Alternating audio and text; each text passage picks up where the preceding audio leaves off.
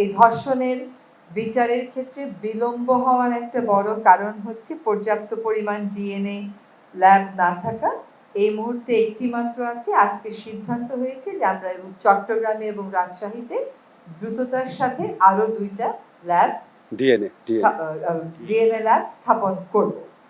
আরেকটা সিদ্ধান্ত হয়েছে যে বিশেষ জুডিশিয়াল সার্ভিস কমিশনের মাধ্যমে দ্রুত কিছু সংখ্যক বিচারক নিয়োগ দেওয়ার প্রক্রিয়া শুরু করা হবে, যাতে করে ধর্ষণ সহ অন্যান্য মামলার বিচার প্রক্রিয়া ত্বরান্বিত করা যায়। আবার দ্রব্যমূল্য স্থিতিশীল রয়েছে, এইটা বিবেচনায় নিয়ে দ্রব্যমূল্য যাতে স্থিতিশীল থাকে এটা নিশ্চিত করার জন্য আমরা সিদ্ধান্ত নিয়েছি এবং সবসময় বাজার মনিটর, আমদানি, সরবরাহ এই সকল বিষয়ে খেয়াল রাখার জন্য দায়িত্বপ্রাপ্ত উপদেষ্টাদেরকে মাননীয় প্রধান উপদেষ্টা মহোদয় প্রয়োজনীয় নির্দেশনা দিয়েছেন। আমরা আরো লক্ষ্য করছি যে বাজার ভাঙার নামে একটা নৈরাজ্য চলছে।